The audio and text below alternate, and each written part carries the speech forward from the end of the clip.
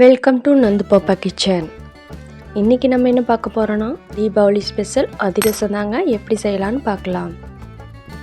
வீடியோக்குள்ளே போகிறதுக்கு முன்னாடி நம்ம சேனலை யாராவது சப்ஸ்கிரைப் பண்ணாமல் இருந்தீங்கன்னா சப்ஸ்கிரைப் பண்ணிவிட்டு பாருங்கள். நான் பச்சரிசி எடுத்திருக்கேங்க. அளவு அளக்கிறக்காக நான் இந்த டம்ளர் எடுத்திருக்கேன். நீங்கள் மெஷரிங் கப் இருந்துச்சுன்னா அதில் கூட அளந்துக்கலாம். இல்லைனா ஏதோ ஒரு அளவு டம்ளர் அல்லது ஏதோ ஒரு பாத்திரம் வச்சு அளந்துக்கோங்க. நான் இங்கே பச்சரிசி 2 டம்ளர் எடுத்திருக்கேங்க. அது தண்ணி ஊற்றி 1 மணி நேரம் ஊற வரைக்கும் வெயிட் பண்ணலாம். கல் தூசி இந்த மாதிரி எதுவும் இல்லாத மாதிரி எடுத்துட்டு 1 மணி நேரம் ஊற வச்சுருக்குறேங்க.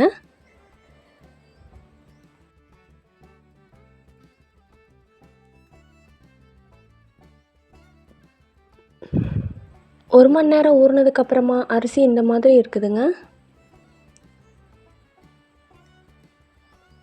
இதை நல்லா கழுவி எடுத்துக்கலாம்.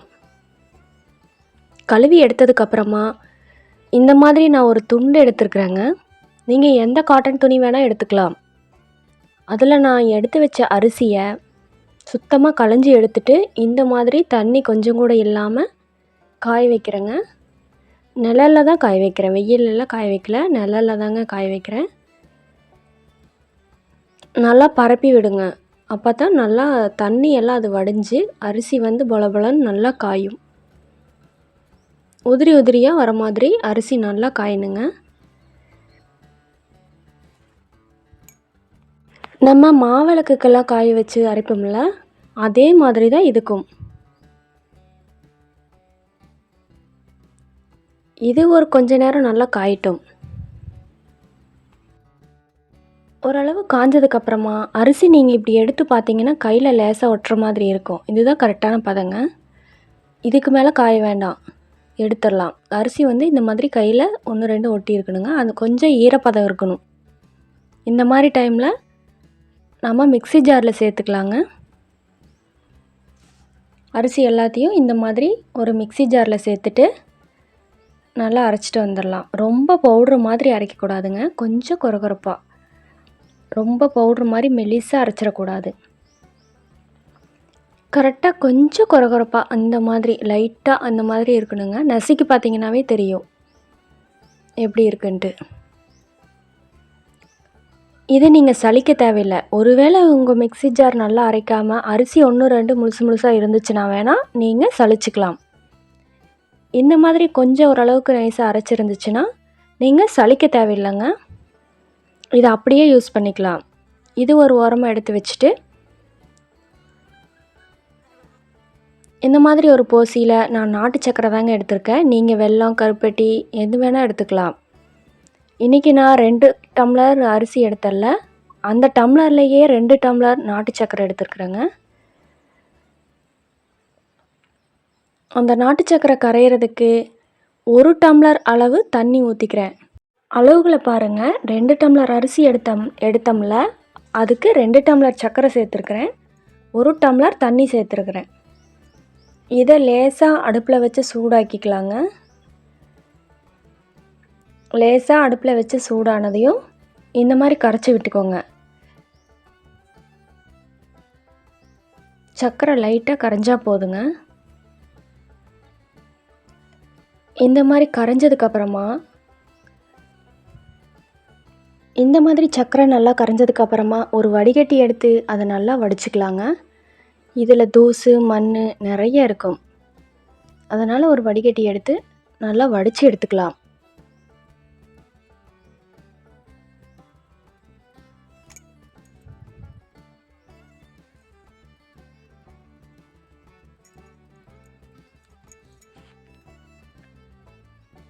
பாருங்கள் எந்த அளவு தூசெல்லாம் இருக்குதுன்ட்டு. இதை நீங்கள் இப்படியே அதிரசம் செய்யக்கூடாதுங்க. நல்லா வடித்து எடுத்ததுக்கப்புறம் திருப்பியும் வேறு பாத்திரத்தில் ஊற்றி பாகு காய்ச்ச ஆரம்பிச்சிடலாம். வடித்து வச்சுருக்கிறோம்ல, இந்த பாகை வேறு பாத்திரத்தில் ஊற்றி மறுபடியும் பாகு காய்ச்சணுங்க.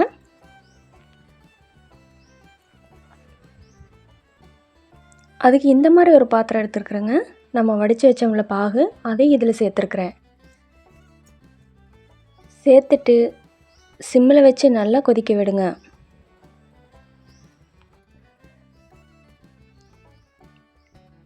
இது இடையிடையே ஹை ஃப்ளேமில் லோ ஃப்ளேமில் மாற்றி மாற்றி வச்சுக்கலாங்க.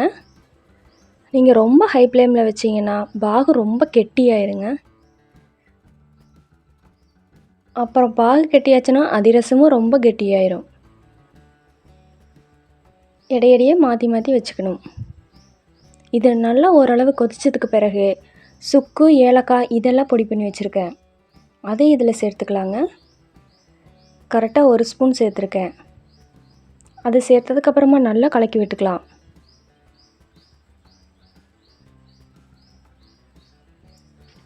நீங்கள் பாக கிளறிக்கிட்டே இருங்க, இல்லைன்னா அடி பிடிச்ச மாதிரி ஆயிரும்.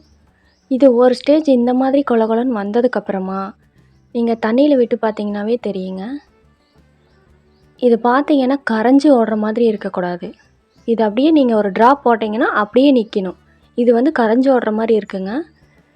இது வந்து சரியான பதம் இல்லை. அப்போ இன்னும் கொஞ்சம் நேரம் காய்ச்சிக்கணும். ஒரு 5 நிமிஷம் வெயிட் பண்ணதுக்கப்புறமா மறுபடியும் செக் பண்ணி பார்க்கலாங்க. மறுபடியும் செக் பண்ணி பார்த்தோம்னா இது எவ்வளோ கெட்டியாக இருக்குன்னு தெரியும். கரையாமல் இருக்குது இல்லையா? நம்ம இந்த மாதிரி நிறுத்தி விட்டோம்னா பாருங்கள் எப்படி நிறுவுதுன்ட்டு. இது தாங்க கரெக்டான பதம். உங்களுக்கு இந்த மாதிரி பார்க்க தெரியலனா கையில் வச்சே நீங்கள் அமுத்தி பார்க்கலாம். உங்களுக்கு இந்த மாதிரி பார்க்க தெரிலனா கையில் வச்சு இந்த மாதிரி பண்ணிங்கன்னா 2-3 ஒட்டி வர மாதிரி வருங்க. இது வந்து கரெக்டான பதம். இந்த ஸ்டேஜில் நம்ம எடுத்து வச்சோம்ல அரிசி மாவு, அதை கொஞ்சம் கொஞ்சமாக ஆட் பண்ணி நல்லா கிளறிக்கலாங்க. அடுப்பை ஆஃப் பண்ணிவிட்டு கிளறிக்கலாம். இந்த நேரத்தில் நீங்கள் அடுப்பை ஆஃப் பண்ணிவிட்டு கிளறிக்கலாம். மாவு வந்து பாதி பாதியாக கொட்டிக்கணுங்க. ஃபஸ்ட்டு கொஞ்சமாக கொட்டி கிளறிக்கலாம், மறுபடியும் கொஞ்சமாக கொட்டி கிளறிக்கலாம். உங்களுக்கு ஹெல்ப்புக்கு ஆள் இருந்துச்சுன்னா ஒரு ஆள் கொட்டிட்டா இன்னொரு ஆள் கிளறதுக்கு சௌரியமாக இருக்கும். தனியாக இருந்தீங்கன்னா இந்த மாதிரி பாதி பாதியாக கொட்டி கூட கிளறிக்கலாம். இல்லைன்னா கட்டி சேர்ந்துடும். அடுப்பை ஆஃப் பண்ணிவிட்டு கிளறிக்கணும். இதில் கொஞ்சமாக நெய் விட்டுக்கலாங்க. நெய் விட்டுட்டு நல்லா கிளறி விடுங்க. இந்த மாவு வந்து கட்டிகள் இல்லாமல் நல்லா கிளறி விடுங்க. கொஞ்சம் கூட கட்டி இருக்கக்கூடாதுங்க. இந்த மாதிரி நல்லா கிளறிக்கிட்டே இருங்க. ஓரளவு நல்லா கிளறினதுக்கப்புறமா இந்த மாதிரி நல்லா கிளறிக்கலாம். இதில் ஒரு 1/4 ஸ்பூனுக்கு குறைவாக தூள் உப்பு சேர்த்துக்கலாங்க. இந்த உப்பு எதுக்காக சேர்க்குறேன்னா இனிப்போட அளவை சமப்படுத்துகிற மாதிரி இருக்கும். இனிப்போட அளவை பேலன்ஸ் பண்ணுங்க. அதனால தான் உப்பு சேர்க்கிறது. இதுக்கப்புறமா நம்ம அடுப்பில் வச்சு கொஞ்சம் சூடுபடுத்திக்கலாம். சூடுபடுத்திட்டு கொஞ்சம் கெட்டியாகிற வரைக்கும் இந்த ஸ்டேஜில் பாருங்கள், இந்த மாதிரி கெட்டியாகிற வரைக்கும் கிளறிக்கலாம். இப்போ அடுப்பு ஆஃப் பண்ணிடலாங்க. ஒரு 2 நிமிஷம் வச்சா போதும். அதுக்கு பிறகு இந்த மாதிரி ஒரு பாத்திரத்தில் நம்ம கிளறி வச்ச மாவை இப்படி சேர்த்துக்கலாம். நீங்கள் மாவு ஊற்றும் போது இந்த மாதிரி மடிப்பு மடிப்பாக வருதில்ல, இதுதான் கரெக்டான பதங்க. நம்ம கிளறி வச்ச மாவு எல்லாத்தையுமே இந்த மாதிரி ஒரு பாத்திரத்தில் சேர்த்துக்கலாம்.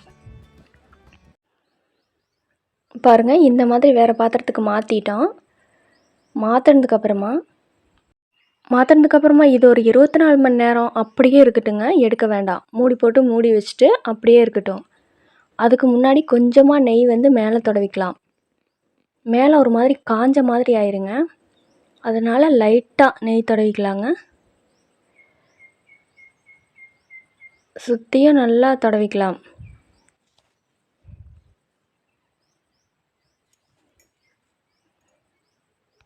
நெய் தடவுனதுக்கப்புறமா ஒரு மூடி போட்டு மூடி வச்சுட்டு 24 மணி நேரம் இருக்கட்டுங்க. 24 மணி நேரத்துக்கு அப்புறமா மாவு இந்த மாதிரி இருக்கும். பாருங்கள், அமுத்தி பார்த்தீங்கன்னா சப்பாத்தி மாவு பார்த்துக்கு இருக்குங்க. நம்ம எடுத்து வச்ச மாவை சின்ன சின்ன உருண்டைகளாக பிடிச்சி இந்த மாதிரி வாழை இலையில் வச்சிங்கன்னா நீங்கள் எடுத்து போடுறதுக்கு சௌரியமாக இருக்கும்.